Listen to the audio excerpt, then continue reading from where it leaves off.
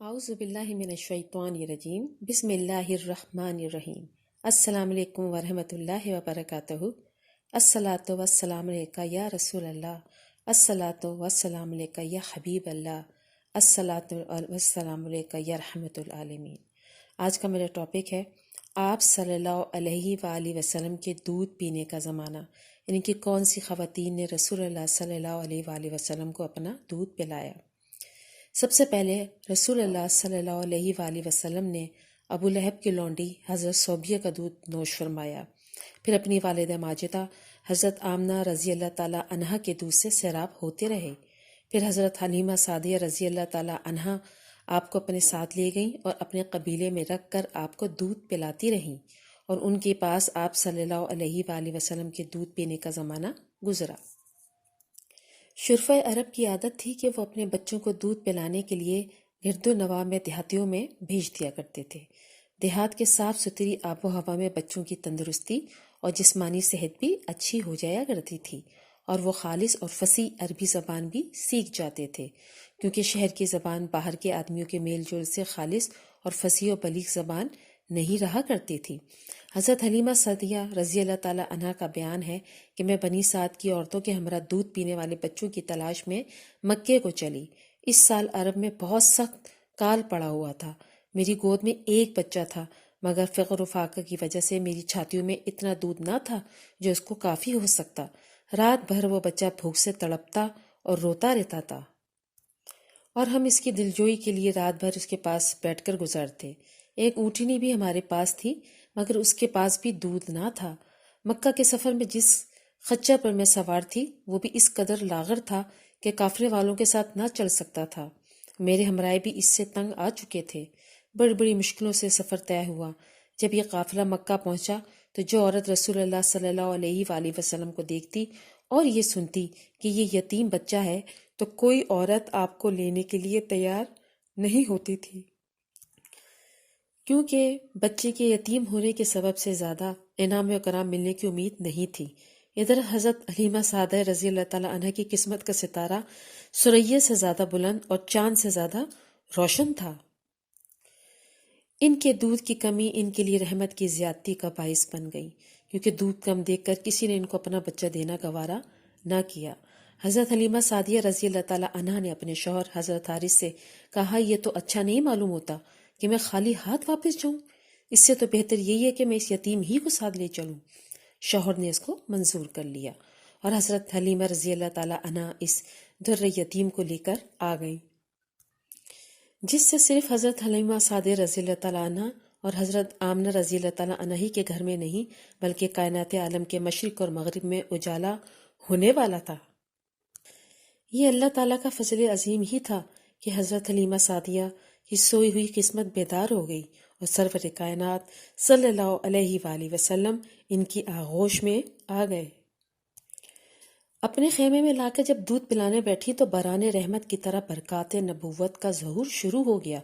خدا کی شان دیکھیے کہ حضرت حلیمہ کے مبارک پستان میں اس قدر دودھ اترا کہ رحمت العالمین صلی اللہ علیہ وآلہ وسلم نے بھی اور ان کے رضائی بھائی نے بھی خوب شکم سیر ہو کر دودھ کو پی لیا، اور دونوں بھائی آرام سے سو گئے۔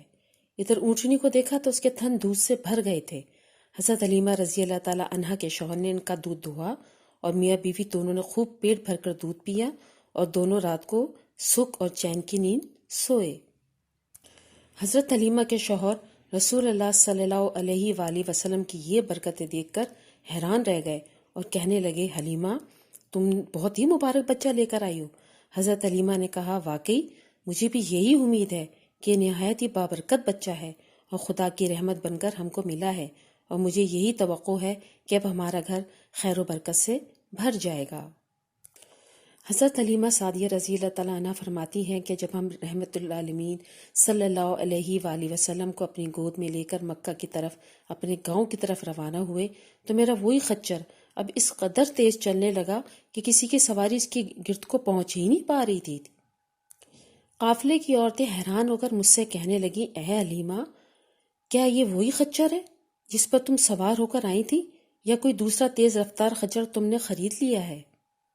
الغرض ہم اپنے گھر پہنچے۔ وہاں سخت قحط پڑا ہوا تھا۔ تمام جانوروں کے تھن میں دودھ خشک ہو چکا تھا، لیکن میرے گھر میں قدم رکھتے ہی میری بکریوں کے تھن دودھ سے بھر گئے۔ اب روزانہ میری بکریاں جب چراگاہ سے گھر سے واپس آتی تو ان کے تھن دودھ سے بھرے ہوئے ہوتے، حالانکہ پوری بستی میں اور کسی کو اپنے جانوروں کو ایک قطرہ دودھ نہیں ملتا تھا۔ میرے قبیلے والوں نے اپنے چرواہوں سے کہا کہ تم لوگ بھی اپنے جانوروں کو اسی جگہ چراؤ جہاں حلیمہ کے جانور چرتے ہیں۔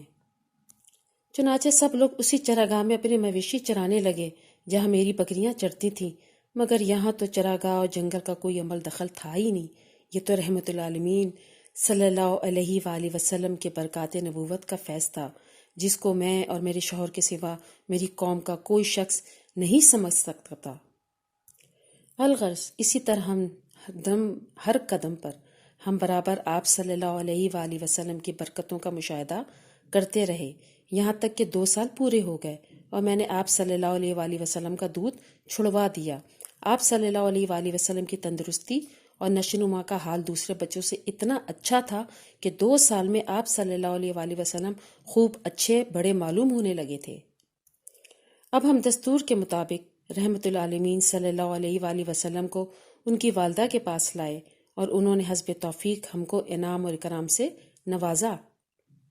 اب قاعدے کے مطابق ہم رحمت العالمین صلی اللہ علیہ وآلہ وسلم کو اپنے پاس رکھنے کا کوئی حق نہیں رکھتے تھے، مگر آپ صلی اللہ علیہ وآلہ وسلم کی برکات نبوت کی وجہ سے ایک لمحے کے لیے بھی ہم آپ صلی اللہ علیہ وسلم کی جدائی گوارا نہیں کر سکتے تھے۔